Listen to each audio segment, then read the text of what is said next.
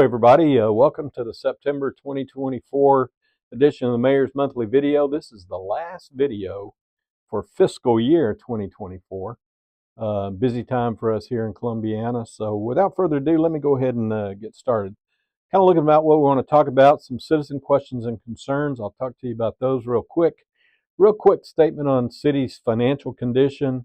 Talk about our upcoming sewer project. It's actually been in progress for a while from a design and engineering perspective.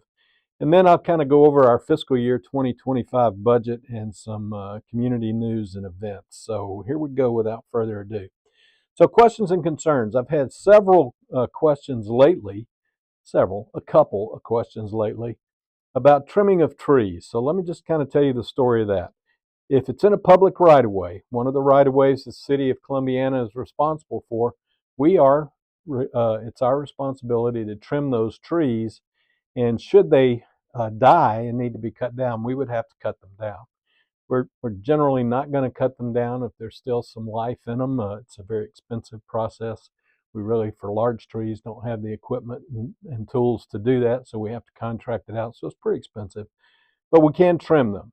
Now, if a tree is not in the public right-of-way, but perhaps the branches or limbs overhang the public right-of-way, the street, if you will, and they're falling in bad weather like it is today. Today's September 12th. It's very windy and rainy outside. Then the city can still come in and cut those branches, dead limbs, and things that might fall into the street and create a hazard. I've also had a couple of questions about streetlights. One was a request to put a street light on Jefferson Street near the high school, excuse me, and also another request for a street light at the intersection of Kobe Lane and the Highway 25 bypass. And so I contacted Alabama Power, and they've usually been very good about responding. They kind of do it on their own schedule. But they got back to me and said, hey, we want to meet with you guys, and we kind of want to do an assessment of the streetlights in the city of Columbiana. And I guess the reason they're doing that, I don't know for sure, but I suspect that they want to know, hey, where do we need streetlights, and let's kind of take care of all of them at one time instead of us coming back to them piecemeal. So let folks know that we are looking into the streetlight situation from the requests that we've received. Okay, city's financial condition. We are in the throes of finalizing our fiscal year 2025 budget for the city. And during one of our recent budget sessions with City Council, one of our council members said, hey, the word about town is that the city of Columbiana is going broke. I addressed this in my Bugler article that won't be published until October. So I wanted to go ahead and address it now. There's nothing further from the truth about the city of Columbiana going broke. We don't have as much money as we would like to have. We can't do all the things financially that we would like to do, but that's not unusual. I think all cities are in that state. But the other thing is when I became mayor, it became a priority to me to make sure that our financial information was readily available. I'm a big fan of transparency. I wanted people to be able to see it and get access to it, not have to go to City Hall and ask for it. And the only information we had publicly available at that time was our audited financial statements, but it takes a year after the prior fiscal year for the audit to be done. And so some of the data is 2 years old, and that's certainly not current enough. So here's what you can do to understand what our fiscal condition is. The second council meeting of every month, we put up a very high-level summary of our budget performance. How we're doing against our planned budget. There's a sample here at the top of this chart, and I've circled in red the key things that I think are most important. That's the net surplus. And as you can see, we've got a very positive net surplus here in the city of Columbiana as of the end of August. We expect it's going to stay that way through the end of the fiscal year. In the general fund, we had a $1.4 million surplus budgeted. We're at about $3 million. Overall, our surplus about $1.4 million budgeted, and we're going to be almost $2 million. So looking good there. But if you want more detail than that, on our city's website, and by the way, going back to the information that we show at the council meeting, second council meeting of every month, we live stream our council meetings and we record them. So you can see this recording, and that information is there every month.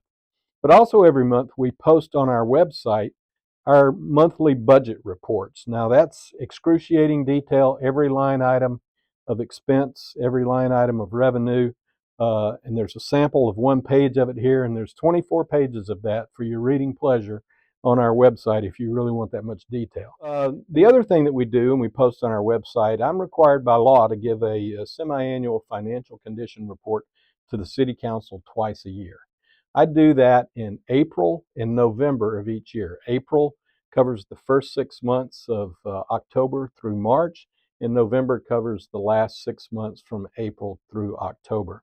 So that information is available on the website as well. So all this current information is available for you to see, and if you have any concerns about any of it, feel free to call me at any time. But nothing can be further than the truth about the city going broke. However, I do complain and whine incessantly about the cost of this new sewer treatment plant. But that's my job. It's my job to worry about the city's finances.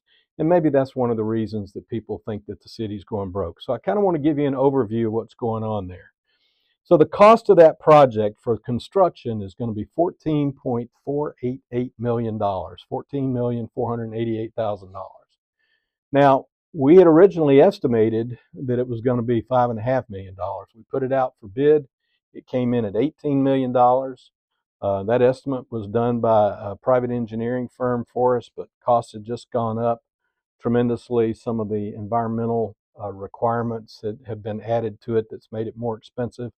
But we negotiated it down from that $18 million to a little under $15 million. So the total cost of the construction is the $14.5 million. And then you can see there's an engineering cost of about $531,000, making the total project cost $15,019,000. So how are we going to fund that? Well, the state of Alabama, Alabama Department of Environmental Management, ADEM, gave us a grant. That's grant money that was funded by ARPA, the American Rescue Plan Act, of $2,762,000. That's an outright grant. And then the state says, we're going to help you finance the rest of it by a state revolving fund loan for 20 years at 1.99% interest. Now that's cheapest money that's available anywhere. The federal funds rate is greater than 5% today, so that's a really, really great deal as far as financing.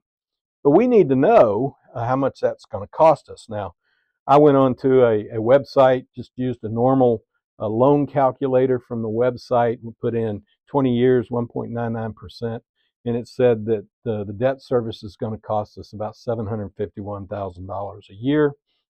But the state revolving fund says we have to be able to prove that we can cover 1.1 times that. They want us to have a little surplus. So we have to be able to demonstrate that we can service debt up to $826,652 a year based on the city's estimate that we did from that tool. So I asked ADEM, I said, hey, we really need to know what this is going to cost. So can you give us a pro forma amortization schedule so we'll know exactly what the payments are, when they'll be, and all that sort of stuff? And they said, sure, we can do that. But they didn't give us the exact schedule that they had promised. They gave us a sample from the city of Huntsville.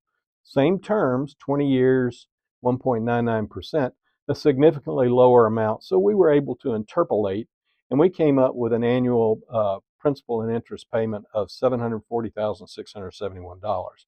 Now, again, that may change a little bit, but it's probably going to be somewhere between that 751, 740. And by the way, the 740 is an average over the 20-year life. The actual monthly payment changes every year based on the balance of interest and principal, etc. But it'd be somewhere between $730 and maybe almost $760,000, just depending upon what point in the service life of the loan it is. So an example at the bottom is you make 2 payments a year.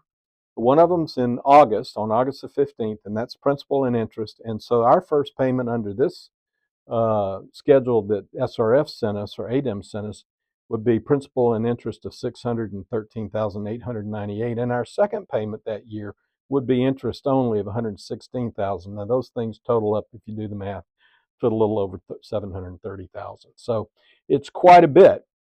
But here's the key, going back to that ARPA grant, $2,762,000. The rules say we have to have that money obligated by December 31st of this calendar year, and we have to have it spent by December 31st of 2026.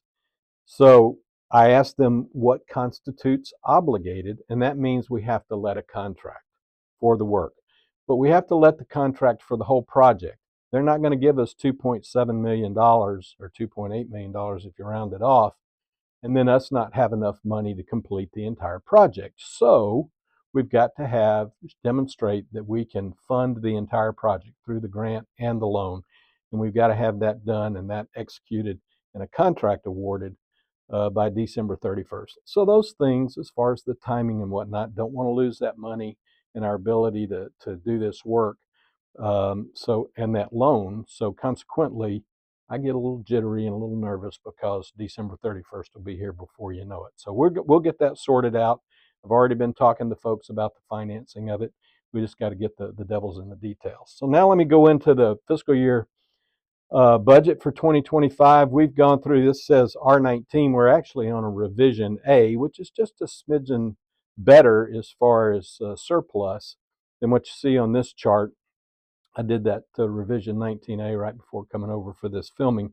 But start down at the very, very bottom. You'll see a green cell, and you'll see a red cell and a blue cell. The green is revenue. That probably better categorized as funding, because the revenue is just what we bring in this year. But if you look up above, you'll see there's about $3.8 million of funds available in various accounts that would be available for us to spend in 25. So we've got funds available of about $15.6 million in our budget. Now I categorize that money that we have as green. Then I categorize the stuff that we got to spend as red, because I don't like to spend it. And that's about $13.2 million you see down at the bottom. And we're having a surplus, which I put in blue because it's actually above what we need to have as far as the total surplus of about $2.4 million. State law says we can't obligate more than 90% of those funds that we have available. This is about 85 or 86%, I can't recall. Now, if you go to the column on the far right, which is our ending balances, you'll see overall in green, I've got the $2.4 million surplus. And then underneath that in the yellow box, I got $989,000. Now that's now up to over $1 million. And you'll see in red, I've got 1.5, because some people, there's some guidelines, there's no rules, no laws, etc. But there are some guidelines where a lot of experts say we ought to have at least 2 months of a general fund surplus available for a rainy day, and that would be about $2.3 million, I believe. We only have 989 on this one, but on the adjustment I made for 19A revision, it's about it's a little over $1 million, and it's about 1.7 months of a surplus. So we got a little bit better. The budget's good, meets all the legal requirements, got adequate reserves. And the reason why you have a different reserve in the total funds and the general fund is these other funds, like the gas taxes, state capital improvement funds, cemetery, sewer, and court funds, those are restricted. We can only spend money that comes into those on those things. And the general fund is for everything else. So because of those restrictions, that's why we like to have a surplus, if you will, in some of those other funds. All right, some community news and events, some things coming up on September 27th, Shelby County High School homecoming. Right now, the high school team's 3-0, so come out and support the Wildcats.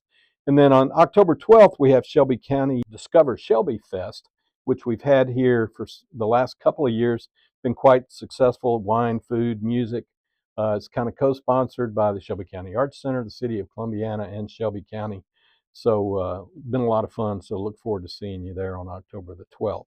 So that's about all the news I have for September. So keep those cards and letters coming in, and I'll see you in the next fiscal year to talk about all the great things going on in Columbiana.